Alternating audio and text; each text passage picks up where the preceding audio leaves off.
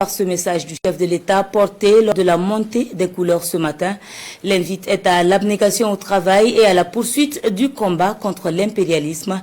Le capitaine Ibrahim Traoré s'est également prononcé sur les relations entre l'Afrique et la France en réponse aux propos du président français. On écoute un extrait. Je vous souhaite très bonne et heureuse année 2025 à travers vous donc à tout le personnel travaillant à l'institution président du Faso.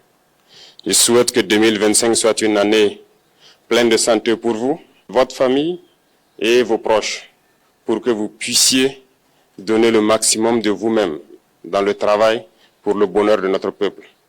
Que 2025 soit une année où vous verrez tous vos projets donc couronnés de succès, de prospérité et surtout que tout au long de l'année, que Dieu guide donc notre action, nous protège et veille sur nous. Je souhaite aussi rappeler à tout un chacun que la lutte contre l'impérialisme doit être donc intégrée dans nos gènes maintenant. Ça doit être une lutte qui se mène de façon implacable et tous les jours. Parce que beaucoup de gens n'ont pas compris ce que c'est que cette lutte jusque-là. Nos vaillantes forces combattantes sont sur le terrain. Ils mènent le combat contre les valets manipulés, ces criminels qui écument nos campagnes tous les jours et tiennent bon pour amener la paix dans notre cher Faso. Autant ils le font, nos masses populaires laborieuses, que sont les agriculteurs, les éleveurs, se battent aussi également pour qu'on puisse atteindre l'autosuffisance alimentaire à travers donc l'accompagnement de tous les techniciens du ministère de l'Agriculture. C'est très important. Et autant qu'eux aussi se battent dans l'administration, nous devrons nous battre pour changer de mentalité. Cette décolonisation mentale, c'est la partie la plus difficile. Et c'est pour ça que nous tenons à vous rappeler constamment qu'il faut changer de mentalité, revenir à nos sources et nous battre. Et c'est ça aussi le combat contre l'impérialisme. Toutes les occasions nous sont offertes pour pouvoir comprendre l'impérialisme, ses manifestations. Quand je prends dernièrement les propos de Emmanuel Macron sur l'Afrique, eh bien, tout Africain conscient devrait donc comprendre très vite tout ce qu'il a pu nous dire et qu'est-ce que ça signifie. Le général Tchiani a dit il n'y a pas longtemps du changement donc de tactique ou de stratégie des forces françaises en Afrique, et je pense qu'il est venu le confirmer. Il s'agit de dissoudre et de garder un dispositif socle. Et Emmanuel Macron l'a si bien dit qu'on ne peut que le remercier pour cette sincérité, même si certains ont voulu mettre la poudre aux yeux de leur population, mais la réalité finit par rattraper aussi. Ils ne partiront pas de certains pays, ils ont juste dissous le dispositif. Vous ne les verrez plus dans des bases, mais dans les ambassades, ils seront là. Ils vont constituer des sociétés de sécurité pour sécuriser leurs sociétés qui existent dans ces pays-là. Mais les soldats seront là, mais vous ne les verrez plus en tenue ou rassemblés dans des bases. C'est tout ce que ça veut dire. Ils vont se réorganiser, mais seront là. Il a parlé de politesse vis-à-vis de certains chefs d'État en leur donnant la primauté d'annoncer donc la rupture ou le départ des forces françaises. Ça nous importe peu, on peut dire, mais tout ce que nous savons, c'est que si vous voulez une rupture avec ces forces impérialistes, c'est simple, on dénonce les accords. Tout commence par là-bas. Et je pense que l'exemple du Tchad, en tout cas, est palpable. Ils ont commencé par dénoncer les accords. Sinon, si on ne dénonce pas les accords, juste dire que les bases quittent, on n'a rien fait. Parce que le problème se trouve dans les accords coloniaux de défense qui ont été signés depuis l'indépendance. Le plus dangereux n'est pas ceux-là que vous voyez dans les bases. Le plus dangereux, ce sont les conseillers militaires. Les conseillers militaires existent dans tous ces pays. Ils ont existé au Burkina aussi jusqu'en fin 2022, jusqu'à ce que nous prenions nos responsabilités. Et qui sont ces conseillers militaires? C'est ceux-là qui sont censés mettre en pratique la politique de la France ici. Ils doivent travailler à rendre nos armées très faibles pour que la France puisse toujours avoir l'argument d'exister ici. Sous Blaise Compaoré, ils avaient réussi. Nos sentinelles prenaient donc la garde avec des bâtons. C'est ça que la France veut de nos armées. Lorsque nous arrivons à cette étape, nous n'avons pas le choix que de vouloir qu'ils viennent s'installer. Mais l'armée burkinabé a réussi à un moment donné à se débarrasser des conseillers militaires. Malheureusement, je pense qu'en 2019, après l'opération au Tapuano, où ces Français ont vu que l'armée burkinabé avait encore une capacité de réagir au terrorisme, ils ont appelé le chef d'état-major en France, ils l'ont instruit de reprendre les conseillers militaires dans toute la structure. Eh bien, il n'a pas accepté, mais au retour au pays, les politiques l'ont instruit d'accepter les conseillers militaires. Et c'est là que les conseillers militaires sont revenus dans l'armée burkinabé en 2019.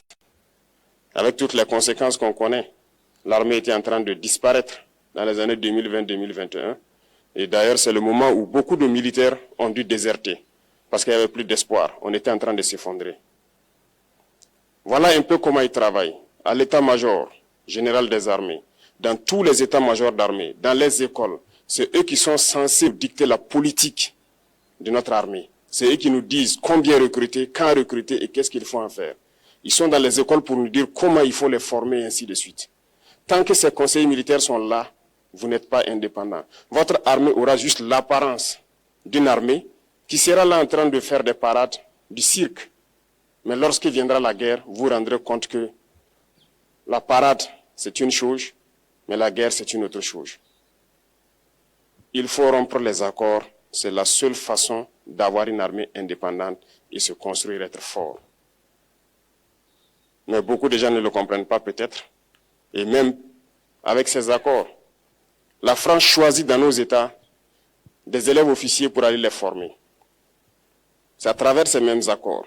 Mais en réalité, ces officiers qui partent se former pour la plupart, pour la France, ils viennent pour servir l'État français dans leur pays. Ils ne viennent pas pour servir nos pays. Ils les forment pour qu'ils viennent servir les intérêts de l'État français. J'en veux pour preuve. Lorsque nous nous sommes révoltés, beaucoup d'officiers au Burkina qui ont été formés en France ont été immédiatement contactés pour leur dire que c'est le moment de se mettre en action parce que vous avez été formés pour ça, pour servir les intérêts de la France. La plupart de ces officiers nous ont rendu compte, nous avons pris acte et nous continuons de suivre. Lorsque un officier formé en France arrive dans son pays et par malheur meurt soit par accident ou bien sur le champ de bataille, en France, il y a une nuit d'hommage aux morts dans l'armée, comme partout ailleurs. À la nuit d'hommage aux morts, on cite le nom de l'officier en question et on dit « mort pour la France ». Il ne le forme pas pour servir son pays, il le forme pour servir leur État. Et dans beaucoup d'États africains, il y en a plein de ces officiers. Combien sont patriotes, Dieu le sait. C'est une leçon que Emmanuel Macron a donnée encore au chef d'État africain, de se rattraper et de pouvoir vraiment mener cette lutte contre l'impérialisme. Mais en plus de ça, il a aussi insulté tous les Africains dans ses propos. Il y a une partie qui a retenu mon attention, là où il parlait d'ingratitude. Et que l'ingratitude est une maladie non transmissible aux humains. Lui, il est humain, notre ingratitude n'est pas transmissible à lui. Voilà comment ce monsieur voit l'Afrique, voit les Africains. Nous ne sommes pas des humains à ses yeux. Peut-être que c'est lui qui n'est pas humain, il ne se met pas dans la classe des humains. Mais s'il y a bien un ingrat, c'est bien lui. Je pense que s'il n'est pas athée et qu'il prie, à chaque matin qu'il se réveille et qu'il prie, il devrait aussi prier les Africains. Parce que c'est grâce à nos ancêtres qu'il existe aujourd'hui une France. Il devra nous prier. À ses yeux, nous ne devons pas être des humains, nous sommes plus que des humains. Ce sont des messages très forts qu'il passe. Moi, je pleure le peuple français. Mais quand même, il est bien pour l'Afrique. Il est un mal nécessaire pour nous. Ceux qui veulent se réveiller, se réveillent. Ceux qui ne veulent pas se réveiller, comme on le dit, on ne peut pas réveiller quelqu'un qui ne dort pas. Les Africains doivent se réveiller. Nous devons travailler à être indépendants, à faire au moins ce que nos peuples connaissent le bonheur. Et la lutte contre l'impérialisme, c'est ça. Il faut décoloniser les mentalités, prendre en compte toutes ces données-là, parce que le monde nous donne tellement d'exemples à voir. Pour eux, il n'y a pas de morale. Ils peuvent vous désigner aujourd'hui terroriste, mais demain, vous êtes un héros, par leur simple bouche. Ils décident de ce qu'ils font. Ils parlent de démocratie, mais ils se font eux-mêmes des coups d'État constitutionnels entre eux. Ils parlent des droits de l'homme, mais ils déciment des populations ailleurs. L'Africain doit se réveiller, l'Afrique doit se réveiller. Et le combat contre l'impérialisme est permanent. Et je vous invite à incorporer ce combat, à travailler en sorte que nous soyons réellement indépendants, que nous soyons autosuffisants et que nous puissions nous développer, connaître le bonheur, ce à quoi notre peuple aspire.